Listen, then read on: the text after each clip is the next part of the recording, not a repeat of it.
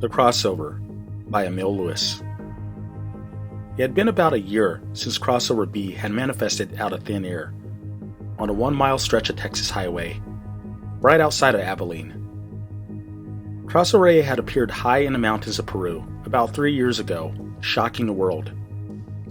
While there had been rumors of several countries paying the Peruvians immense amounts of money to see it was nearly impossible to access. Its North American counterpart, however, had been opened after immense public pressure, albeit with strict rules. Never cross the line. Avoid interaction, even eye contact.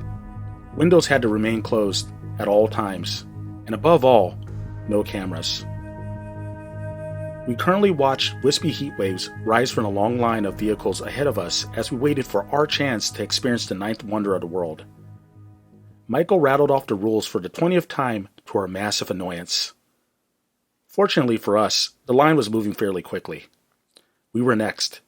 In front of us, a large blue pickup truck began rolling toward the crossover, disappearing into an unseen dimension. About 100 feet away, a uniformed man summoned us forward. A rifle was slung across his back. It was unclear where he worked, and maybe that was the point. Behind him, a large gimmicky metal gate with a sign stating, "Crossover, Gate to the Surreal," loomed above us as we approached. Its appearance caused a shot of adrenaline to surge through my veins. "Get your IDs ready," Michael said, voice quivering. He rolled down his window and handed the man our IDs. After a lengthy examination, the man handed the cards back and waved us through. "Follow the rules at all times and have a nice day," he said with a tone so neutral it only worked to increase my anxiety. As we drove past the gate, the landscape magically transformed into a different climate. It was raining here. The road was about the same size more or less, but made of a different material. It was similar to asphalt, but grainier, with a greenish hue. We took in our surroundings. Mike inhaled deeply. He had forgotten to breathe. He reached to the side of the steering wheel and turned on his wipers. "This is a mistake," Erin whimpered as she scanned the strange environment. I laughed. There has never been a single incident here. I'm sure they're just as freaked out as we are. When I glanced to the other side of the road, I gulped involuntarily. There was a steady stream of vehicles. They were kind of like our cars, but with strange exotic shapes, logos, and unknown language. Behind a control that looked like an airplane yoke sat our counterparts. They were more or less human in appearance. Hair was an unnatural violet hue, with lavender faces. "Are these the whites or the blacks?" Mike asked between breaths, with the silliest tone. "Dude, shut up. It doesn't work like that." "Chill, man. I was just kidding," he said as he gawked at the other humans. In one of the strange cars, a pair of large eyes were trained on me. A female who looked to be in her 20s. She maintained eye contact, and then smiled. I foolishly reciprocated. "Jerry," Erin said breathlessly, "what the hell are you doing? They said not to look at it." "Sorry," I muttered, but I couldn't take my eyes off of her. She was potentially the most beautiful representative of the female sex I had ever seen. She finally passed us, and then I looked ahead, back to the black, block-like mountains in the distance. As we approached the final stretch of the crossover, the car became silent. Behind the whoosh-whoosh of the wipers pushing the alien rain off our windshield, I could almost hear Mike's thumping heart. What if we couldn't get out? What if it suddenly closed on us? But to our relief, the alien landscape transformed back into a small country road. A guard was already waiting for us. He directed us back to the debrief station and rest stop. To my surprise, the other two left out my contact with the other human. The woman had lingered in my mind during the day and in my dreams. I couldn't bear the thought of never seeing her again. So a week later, I went back, this time with Erin.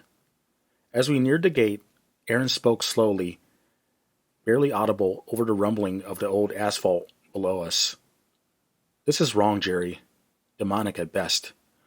I scoffed at her ridiculousness. Erin had never changed since high school. It had always been drama with her. I held my tongue, though, not wanting to ruin the moment. Shortly after, we were once again first in line at the gate. The guard looked at our IDs a bit closer this time. He then handed them back over and let us pass. The shock of passing through the crossover hadn't subsided. It was still jarring. Magical. To my delight, we passed her again. This time, however, she did something incredible. She flashed a sign at me along with a white-fanged smile. Her beauty nearly overpowered me, causing me to shed a tear. The sign had English characters. Mi Lisgragia, it read. She was trying to send a message.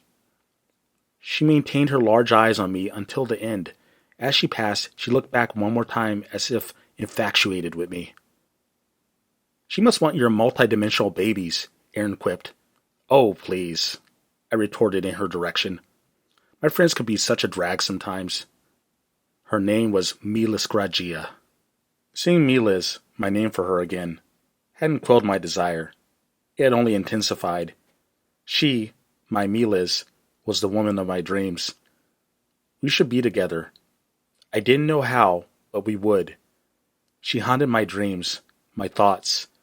I would grow upset at times, contemplating the unfairness of our multidimensional separation.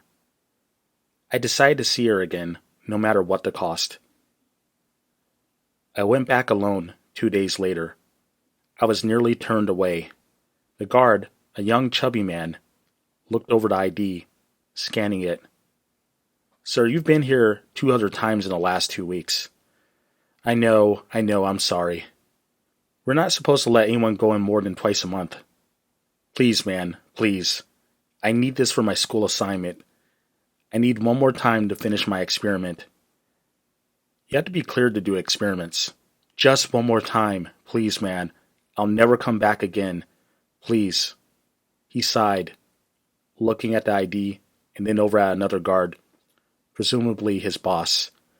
He slowly handed over the ID and waved me through. I slowed down to a crawl, sweat forming on my forehead. For the length of the trip, I didn't see my extra-dimensional girlfriend, causing me to panic. Had she met someone else? Was she sick? As I approached the boundary, I finally spotted her. She was pressed against the window. She held up a single sheet of paper that read 15:30.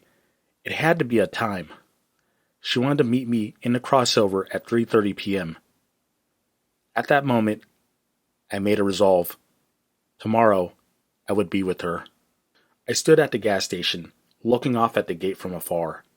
There was no way they would let me through a day later. I had to get creative with my options.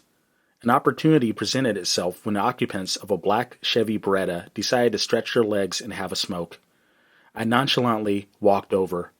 I reached over into the driver's side, and after 20 agonizing seconds, I popped the trunk. I squeezed myself in and shut the trunk from the inside, mentally noting where the latch was. I was only minutes away from happiness. We barely arrived at the time as specified by Mi Lesgragia. I ignored reservations, warnings. I lifted the trunk slightly to ensure we were in the crossover. To the other occupants' shock and dismay, I quickly opened the trunk and hopped out, nearly falling out in the process. They screamed after me, not a single one of them brave enough to follow.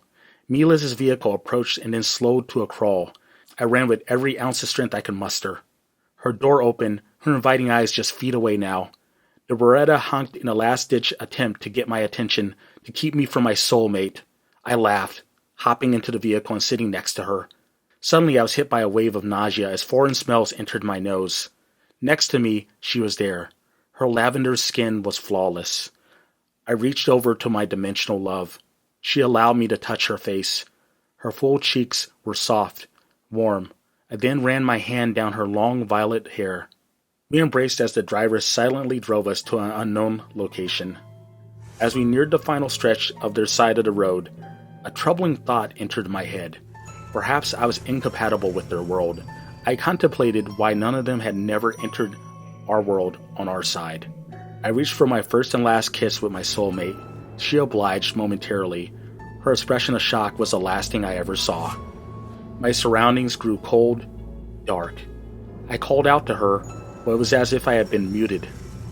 I felt as if I were falling, with no wind, no direction. I was alone, enveloped in endless blackness. Not a single particle of light was present. I had been left behind in a transition, I began to take rapid gas involuntarily in the airless environment. My body involuntarily thrashed around like a fish out of water. My arms grasped desperately at nothing. And then I felt cloth, followed by a large mass. Another being, lifeless. I shouted in terror, reaching in another direction. Another body. I was surrounded by a field of the dead. As my senses began to fade, I realized that I would soon join them in the infinite void. The end.